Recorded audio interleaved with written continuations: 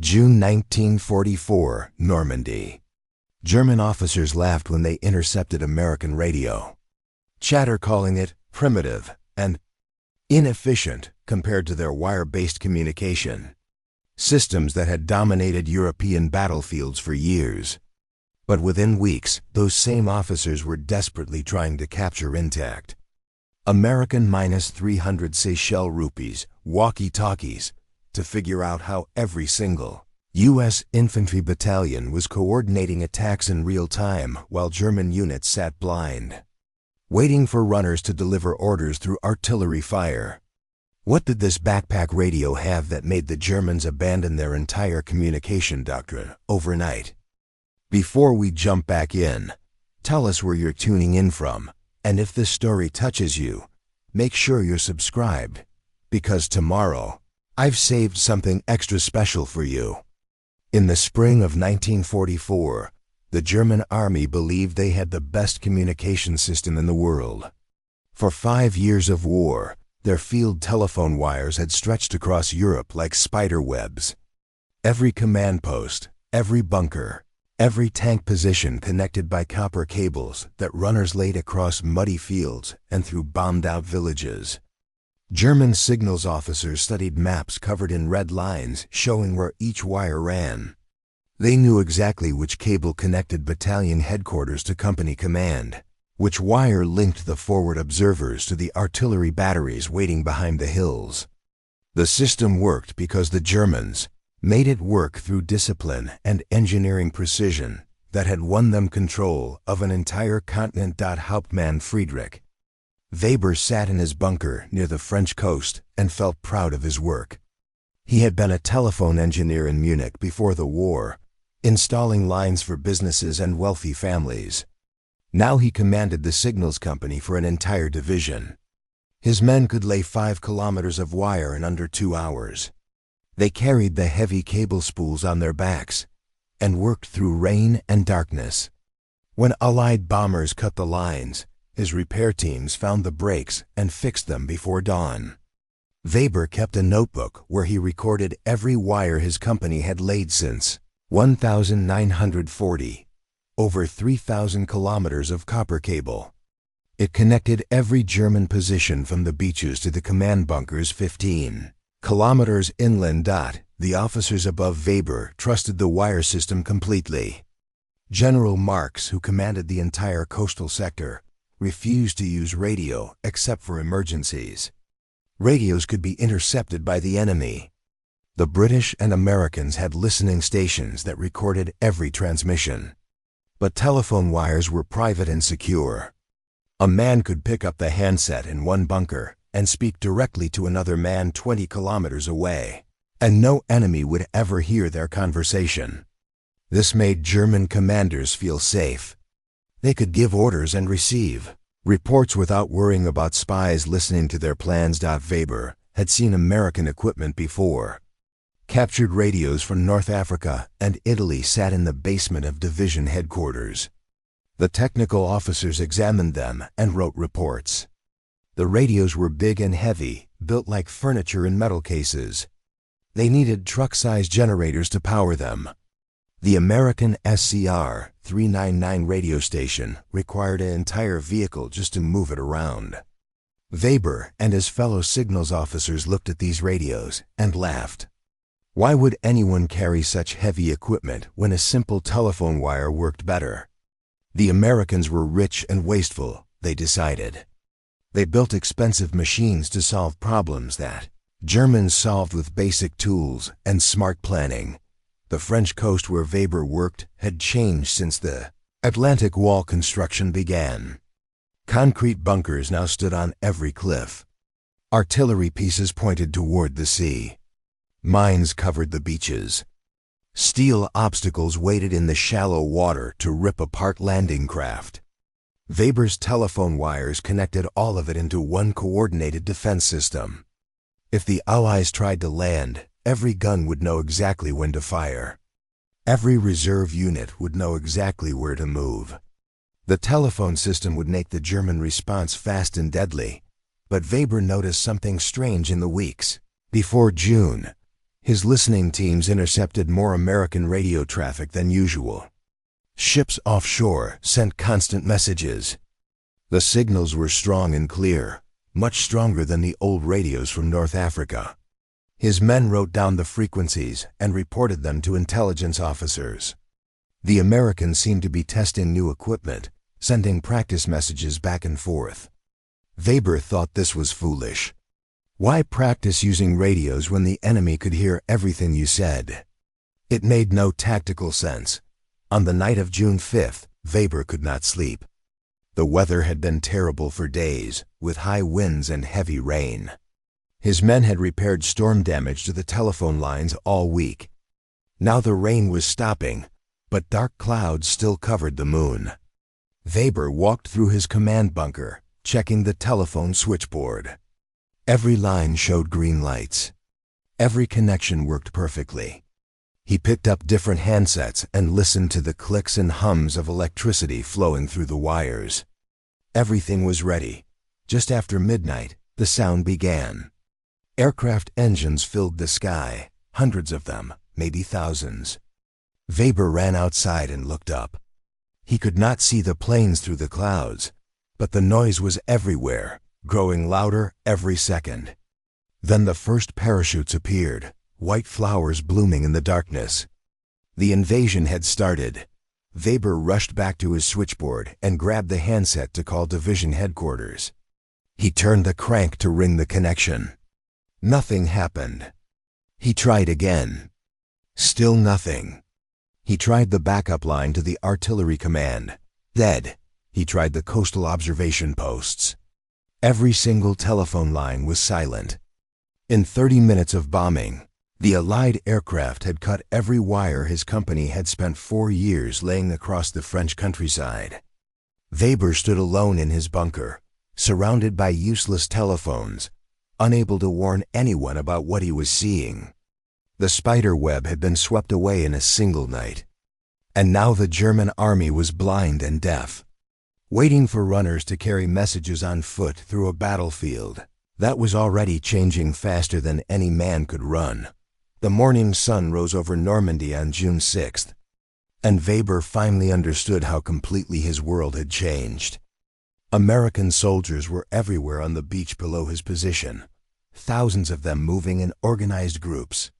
But what shocked Weber most was not the number of soldiers. It was how they talked to each other across distances that should have made communication impossible. He watched through his binoculars as a young American lieutenant stood on the sand holding what looked like a metal backpack with an antenna sticking up. The lieutenant spoke into a handset, and moments later, artillery shells landed exactly where he was looking. No wires connected him to the guns. No runners carried his messages. He simply talked, and things happened. Weber sent runners to find out what was happening across the battlefield. The runners came back hours later, exhausted and confused. Every runner told the same story. American infantry companies were moving and fighting like they had invisible strings connecting them.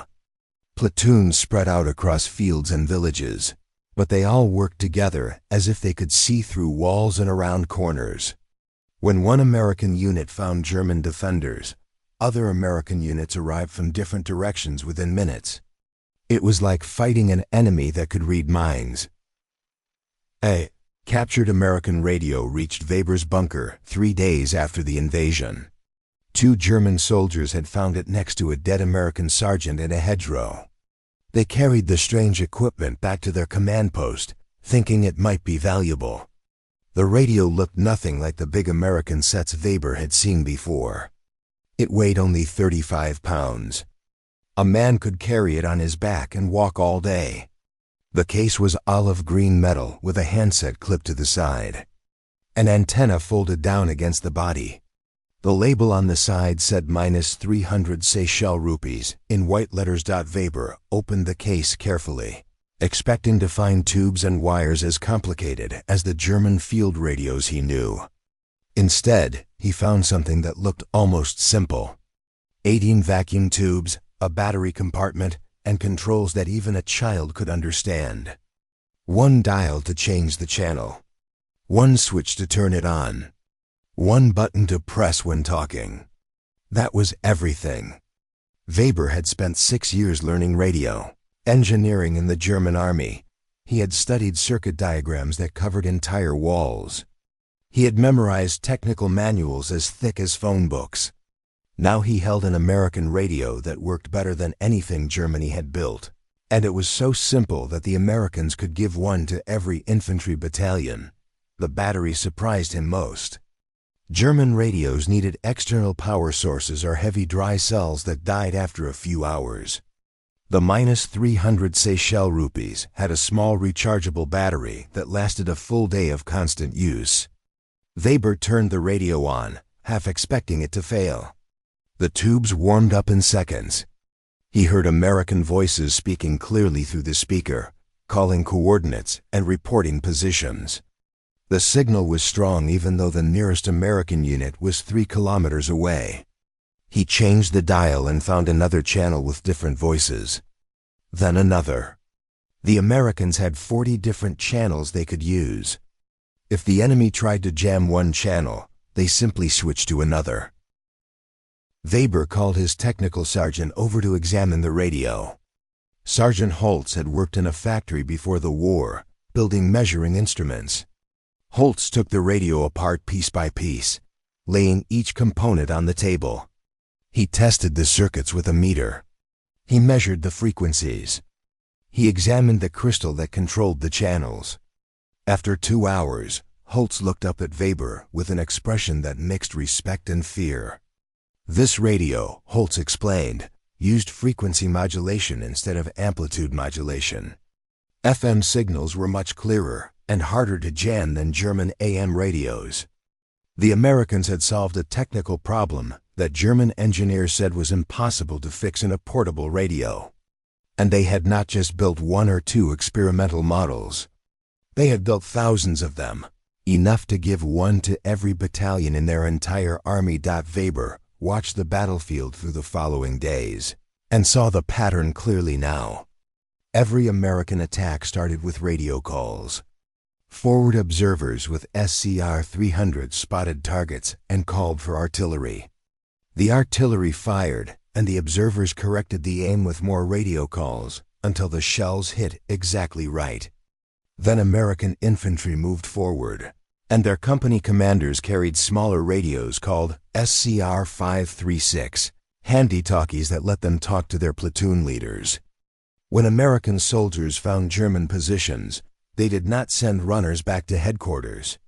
They picked up their radios and called for help immediately. Tanks arrived. Artillery fired. Aircraft dove from the sky dropping bombs. Everything happened fast because everyone could talk to everyone else all the time. German units still depended on runners. A German lieutenant who spotted American tanks had to write a message on paper, give it to a soldier, and send that soldier running back to battalion headquarters. The runner might take 30 minutes to deliver the message if he did not get killed on the way. Then the battalion had to send another runner to the division. By the time German tanks received orders to move, the American tanks were already 3 kilometers away in a new position. The German army was fighting a 1944 war with 1914 communication methods, while the Americans had radios. That seemed to come from the future. Weber began to feel something he had never felt before in 5 years of war. Doubt. The German army had told him that German engineering was the best in the world. German discipline and German planning would always defeat American wealth and American carelessness. But now he saw American soldiers who seemed neither wealthy nor careless. They carried radios that German engineers said were impossible to build. They coordinated attacks that German doctrine said required days of planning. They were winning not through luck or numbers, but through technology that actually worked better than the winning not through luck or than the technology Germany had spent decades perfecting. Weber looked at his room full of useless telephones and broken wires. And for the first time since 1940, he wondered if everything he believed about German superiority might be wrong. Weber became a prisoner of war on June 23rd, 17 days after the invasion began. His unit had been surrounded in a village called St. Lay, cut off from supplies and reinforcements. The Americans did not storm the village with tanks and artillery. Instead, they used their radios to position units around every road leading out. They waited and talked to each other on their SCR-300s, coordinating the encirclement until no escape was possible. When Weber and his men finally surrendered, they had not eaten in 2 days and their ammunition was gone. The American captain who accepted their surrender was younger than Weber, maybe 25 years old. And he carried one of the handy-talkie radios on his belt like it was a normal piece of equipment, like carrying a canteen or a knife. Preparing and narrating this story took us a lot of time, so if you are enjoying it, subscribe to our channel. It means a lot to us. Now back to the story. The Americans loaded Weber and 50 other German prisoners into trucks and drove them to a collection point near the beach. Weber expected to see chaos, the confusion that always happened when armies tried to move large groups of people and equipment. Instead, he saw organization that made his engineer's mind struggle to understand how it was possible. Trucks arrived every 5 minutes, perfectly spaced. Each truck knew exactly where to go because radio operators at the beach directed traffic over the air. Ships offshore unloaded supplies onto landing craft, and radio calls coordinated every boat so they never crashed into each other or waited empty. Weber watched a single American lieutenant with a -300 Seychelles rupees on his back direct the unloading of an entire supply ship, calling out instructions that moved hundreds of tons of food and ammunition from sea to shore in less than 3 hours. In the prisoner-holding area, Weber met a German colonel named Ritter who had commanded an armored division in Russia. Ritter had been captured the same day as Weber. The colonel sat on the ground with his head in his hands, and when Weber sat down next to him, Ritter began to talk. He had spent 3 years on the Eastern Front fighting the Soviets. He had won medals for stopping Russian attacks. He knew how to command tanks in battle. But in 2 weeks in Normandy, the Americans had destroyed his entire division. Not through better tanks or braver soldiers, Ritter said. Through radios. Every American tank had a radio inside it. The tank crews talked to each other during battle, warning about dangers and coordinating their fire. German tank commanders had to stick their heads out of the turret and use hand signals to communicate with other tanks. By the time a German tank commander saw a threat and signaled his other tanks, the Americans had already adjusted their position and fired first. Ritter's voice broke when he told Weber this. He said he had sent good men to die because Germany had been too proud to put simple radios in every tank. That night, Weber could not sleep. He lay on the ground in the prisoner compound and thought about everything he had been taught. The Nazi Party had told Germans for 12 years that they were the master race, superior to all other peoples in intelligence and capability. The army had told soldiers that German weapons were the finest ever made, that German strategy was unbeatable, that German discipline would always defeat the lazy and undisciplined Americans. Weber had believed these things completely. He had never questioned them. Now he lay on French soil as a prisoner, and he knew with absolute certainty that everything had been a lie. The Americans were not lazy. Weber watched them work around the clock, unloading ships at midnight under electric lights powered by portable generators. They were not undisciplined. Their radio networks required more training and coordination than any German telephone system. They were not inferior. They had built technology that German engineers had dismissed as impossible. And they had built enough of it to give advanced radios to common soldiers, while Germany struggled to build enough basic radios for headquarters units. Weber realized the terrible truth that would haunt him forever. Germany had lost the war not on June 6, 1944, but years earlier, when German leaders decided that propaganda was more important than reality. While Hitler gave speeches about German superiority, American factories were building 50,000 radios. While German generals insisted that telephone wires were better than radios, American engineers were solving the technical problems that made portable FM radios possible.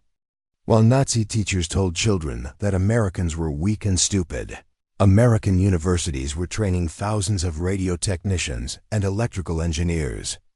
Germany had been so busy telling itself lies about its own greatness that it never noticed. America had surpassed it in the technologies that actually mattered for modern war. Weber thought about his notebook back in the bunker, the one where he had proudly recorded 3,000 kilometers of telephone wire. He had believed those wires made him powerful. Now he understood that every meter of wire had been a chain tying the German army to the past.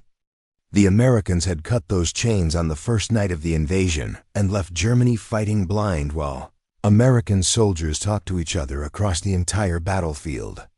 Power, Weber now understood, was not about discipline or racial superiority or following orders without question. Power was about building things that actually worked and giving those things to the people who needed them. The Americans had done that. Germany had not. A young American guard walked past Weber's spot in the compound.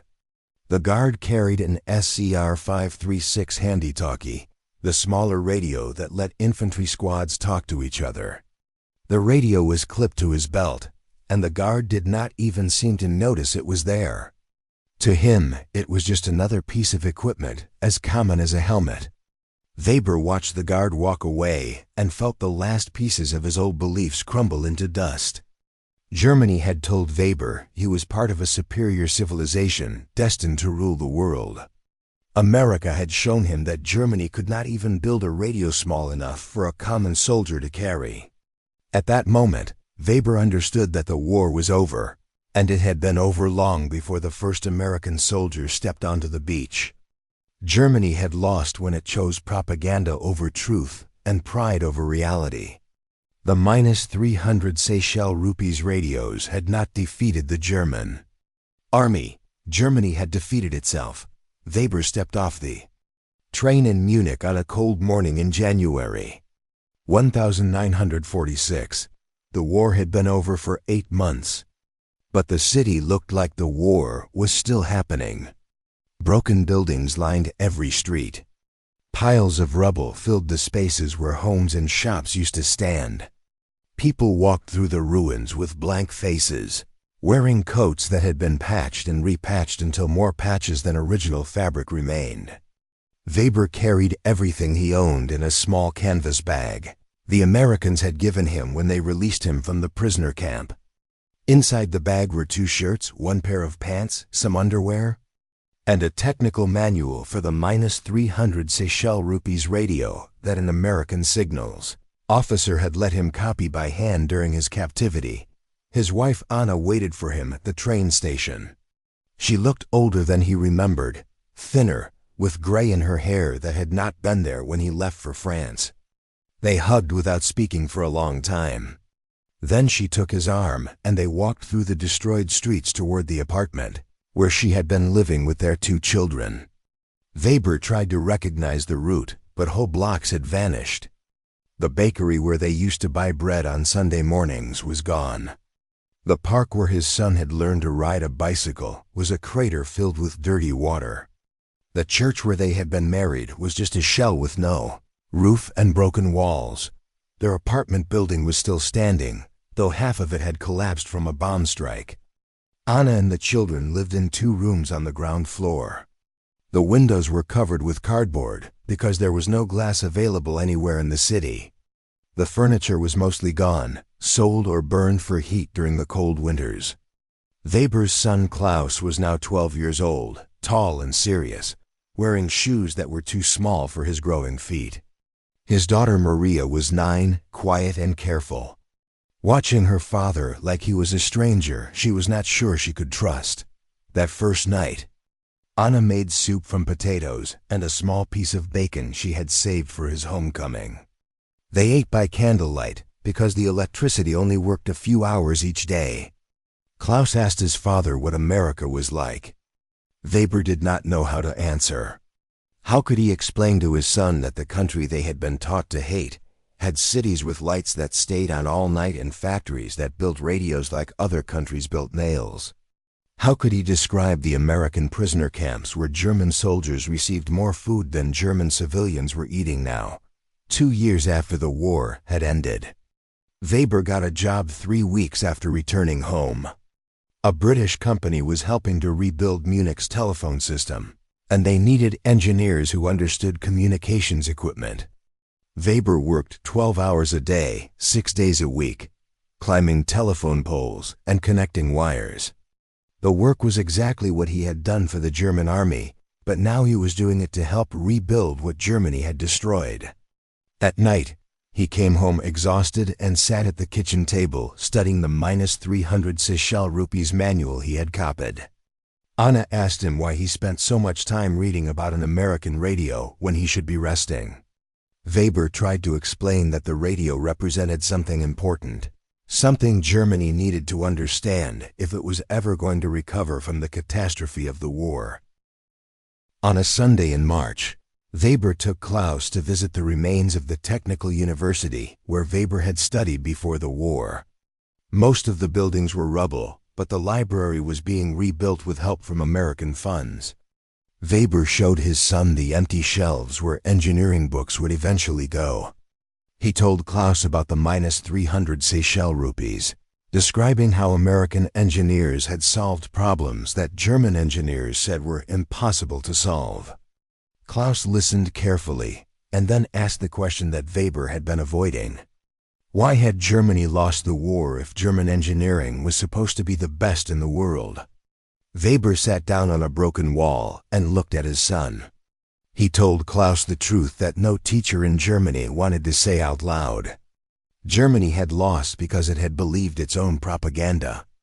The Nazis had told everyone that Germans were superior to other races, that German science and German industry could not be beaten. These lies had made Germans feel proud, but they had also made Germans blind. While Germany was congratulating itself on being the master race, America was building better technology and training more engineers. Germany had chosen comfortable lies over uncomfortable truths. And that choice had cost millions of lives and destroyed their country. Klaus asked if that meant Germans were actually inferior, like the Allies now said. Weber shook his head. Germans were not inferior. Americans were not superior. The lesson was not about which race was better. The lesson was that believing you are better than everyone else makes you stop trying to actually be better.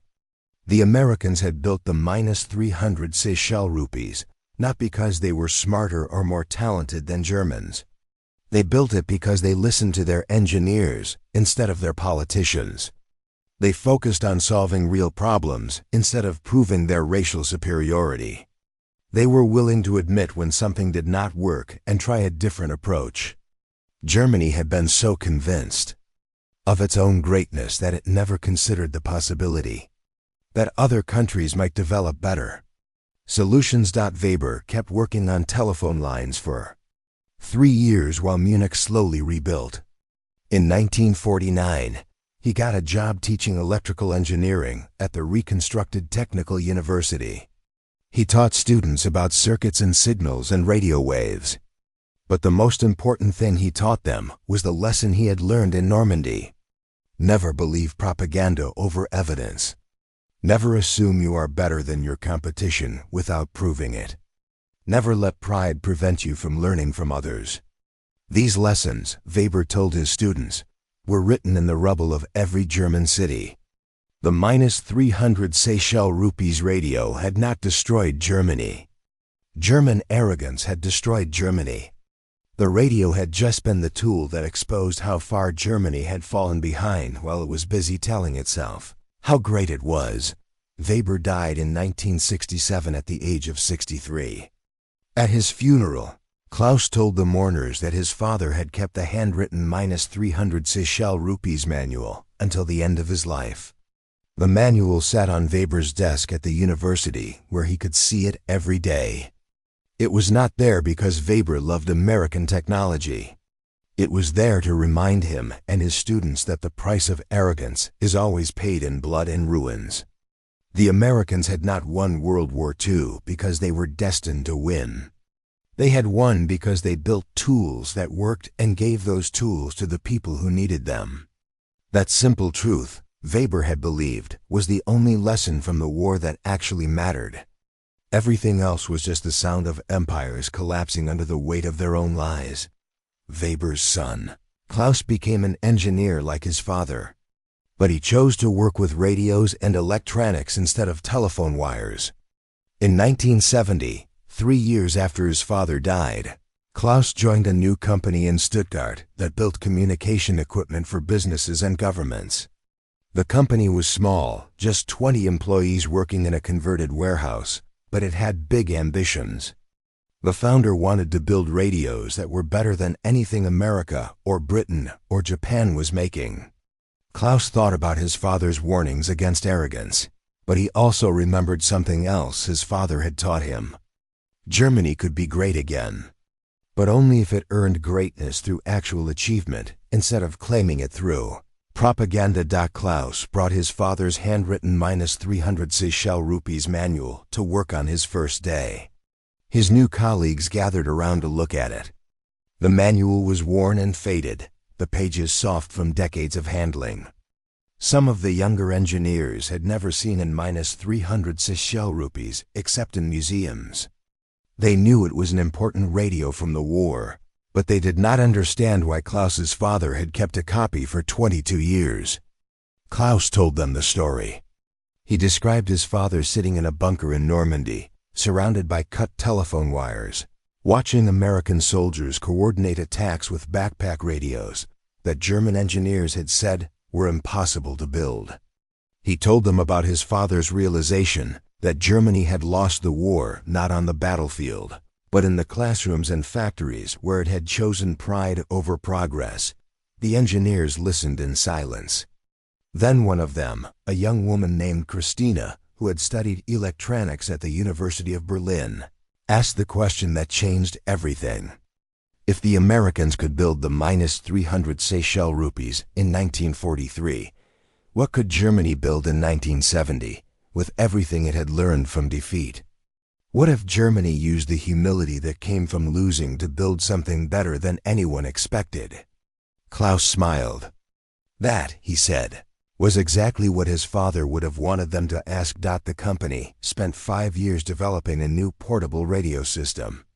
Klaus led the engineering team, and they worked with a discipline that would have made the old German army proud. But this discipline was different from the rigid obedience that had destroyed Weber's generation. Klaus's team asked questions. They challenged assumptions. When something did not work, they admitted it and tried a different approach. They studied American radios, Japanese transistors, and British circuit designs. They borrowed ideas from everyone and improved them. They were not trying to prove that Germans were superior. They were trying to build the best radio possible. And they did not care where the good ideas came from. In 1975, the company released the KF-80, a portable radio that weighed only 12 pounds and could transmit clear signals over 20 kilometers.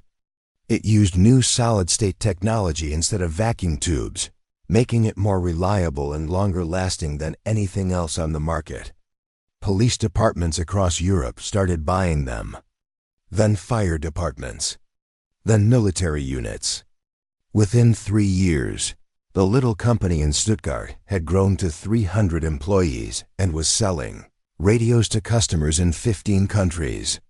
Klaus became the head of engineering, and he hung his father's -300 Seychelles rupees manual on the wall of his office, right next to the technical drawings for the KF-80. Klaus trained a new generation of German engineers, and he taught them the same lessons his father had taught him. He told them about the telephone wires in Normandy and the American lieutenant with the backpack radio.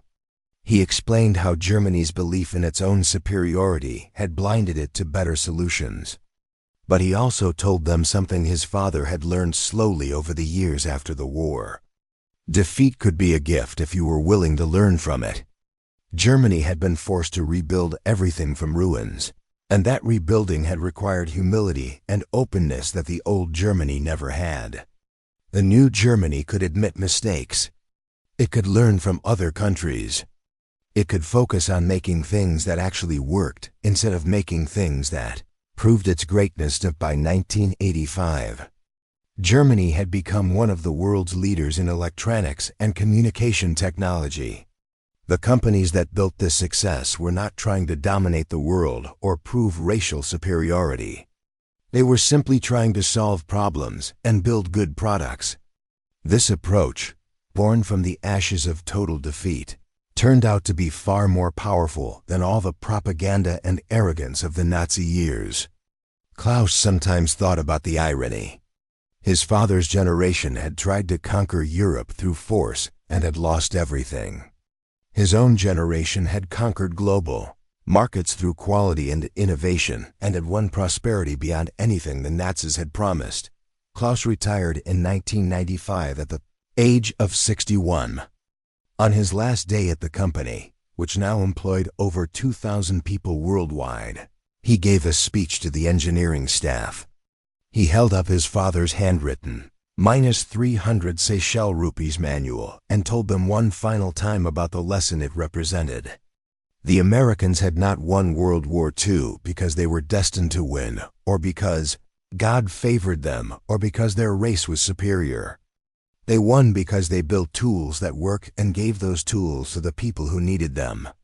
That simple truth, Klaus said, was the foundation of all real power in the modern world. Countries that focused on solving real problems would always defeat countries that focused on propaganda and pride. Klaus placed the manual in the company archive, where it still remains today. Young engineers sometimes take it out and read the faded handwriting, studying the technical details of a radio that is now almost 80 years old. The -300 Seychelles rupees is primitive by modern standards. A cheap cell phone has more computing power than 100 SCR-300s, but the manual is not preserved because the technology is still relevant. It is preserved because the lesson is still relevant. Every generation has to learn that truth is more powerful than propaganda, that humility is more useful than arrogance, and that real greatness comes from admitting what you do not know, so you can learn it. Weber never lived to see Germany's revival. He died when his country was still rebuilding, still struggling, still trying to understand what had happened to it. But his son and his students carried forward the lesson he learned in Normandy on that terrible June morning when the telephone wires went dead. That lesson helped build a new Germany, one that was finally strong because it had learned to be honest. The -300 Seychelles rupees walkie-talkie had taught the German army that American technology was better than German pride. 50 years later, that same lesson had taught Germany that lasting success comes not from believing you are the best, but from constantly working to become better. Weber would have been proud. Up next, you've got 2 more standout stories right on your screen. If this one hits the mark, you won't want to pass these up.